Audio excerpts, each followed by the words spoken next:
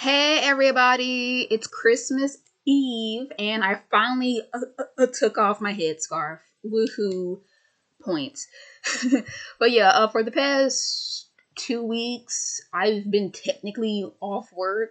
I'm on call, like during the slow months, I'm on call. So for the past 2 or 3 weeks, I've been working 5 hours on Monday and then the rest of the week I'm off. And as a result, my sleep schedule is terrible. Like I don't want to say I have depression, but because I don't go to work, I just don't even put on clothes. Like I wake up, I barely eat. Like some days I just skip breakfast entirely because I'm not doing anything. So like I wake up 2 hours late.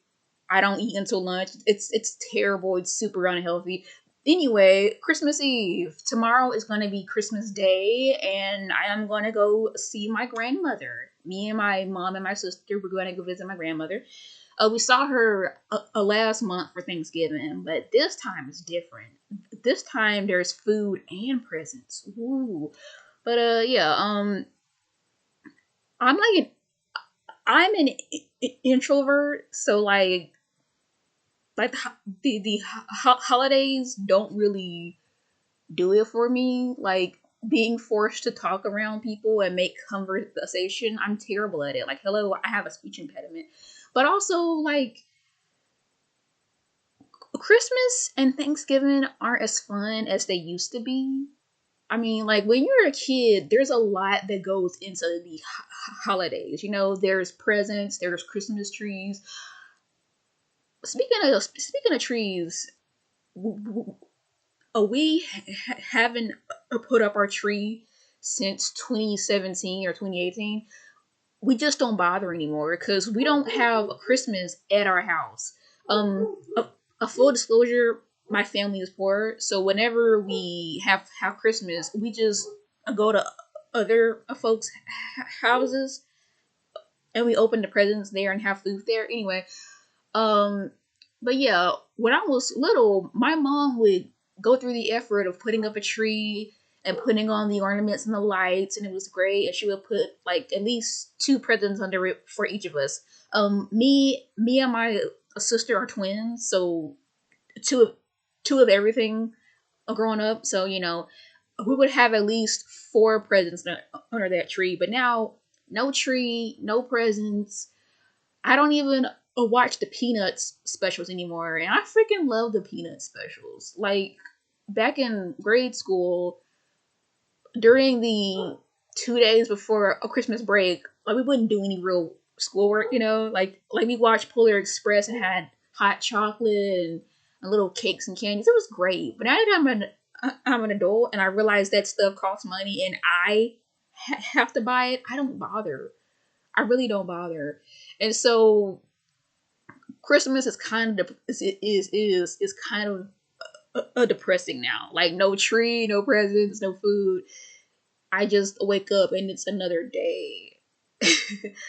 And since I have like a full time job, well, semi full time job now, like whenever I'm not at work, I'm like I'm losing money. I'm losing money.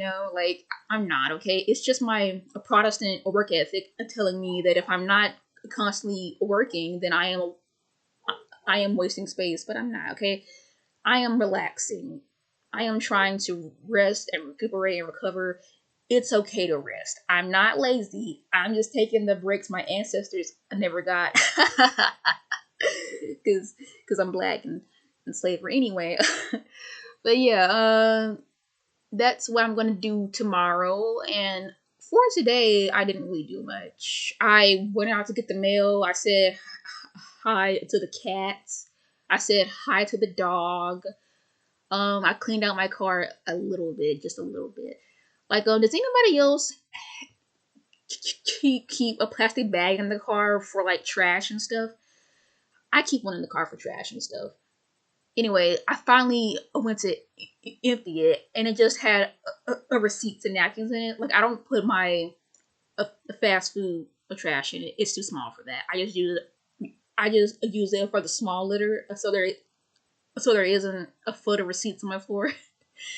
But yeah, Uh, next year. For next year, I don't know what I'm doing. Like last time around this time of year, I had like 2,000 in my bank account. Now I barely have 400.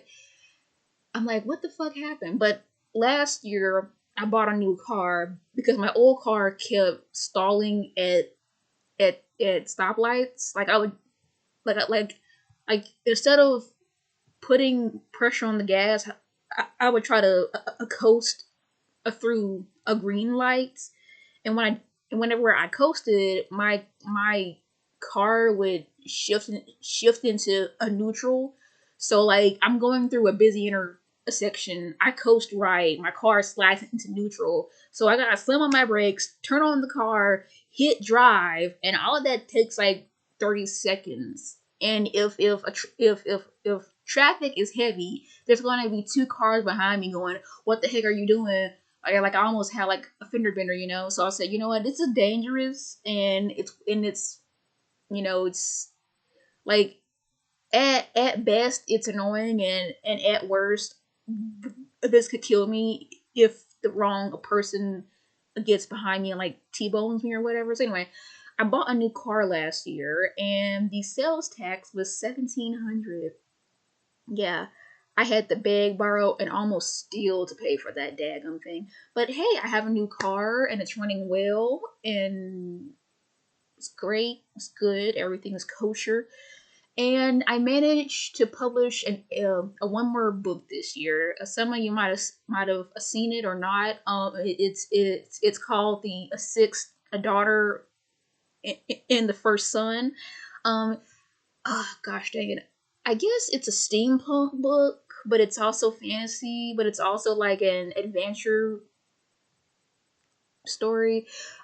So so the main character is the a sixth a daughter in a rich a noble a family, and in their society there's this curse where if you're the sixth born, you're gonna be evil. Like you know how six is a bad luck number and seven is a good luck number. Anyway, she's six born, and so folks are just awaiting for her to turn evil.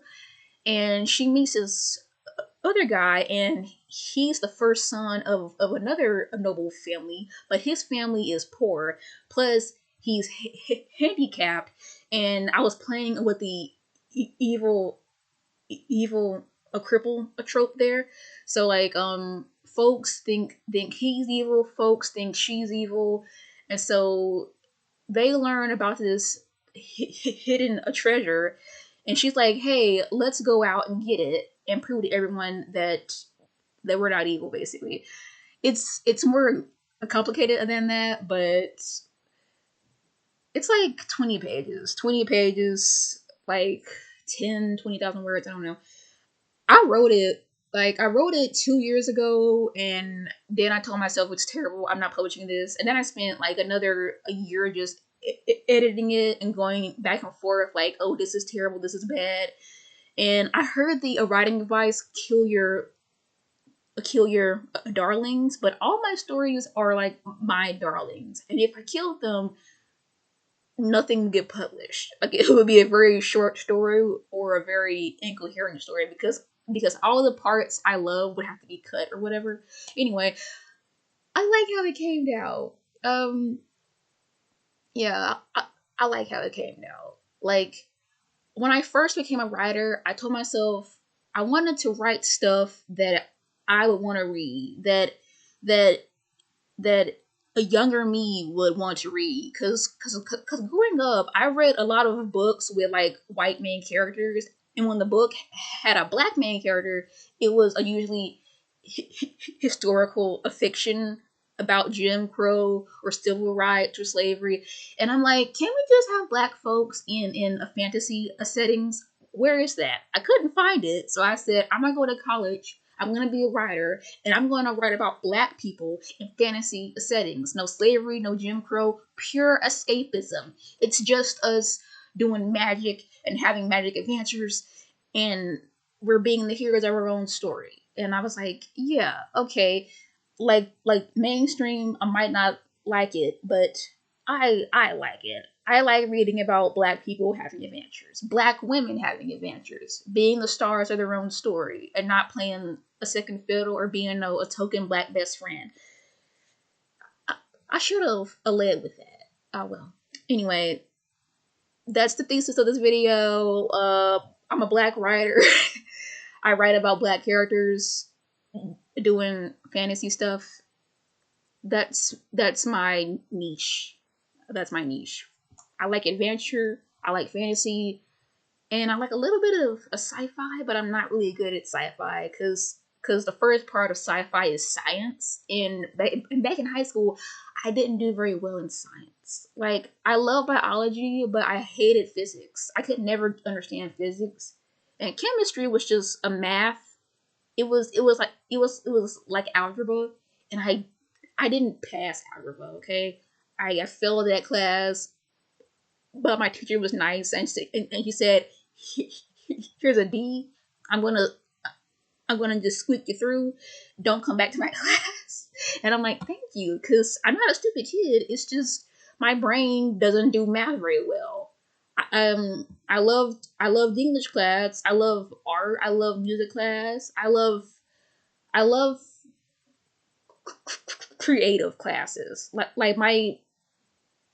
the creative side of my brain was booming, while my logics side was just like, what are we doing? I don't know what's going on here. Ironically, I do a lot of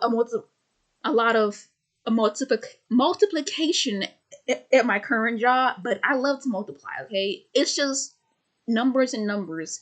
There are no letters. There is no x plus y plus 3z. All that algebra nonsense. I hate algebra, but I love to multiply and divide. That stuff. Ooh, that stuff is so easy and fun. I just love those kinds of numbers. Anyway, thanks for listening. Like, comment, subscribe.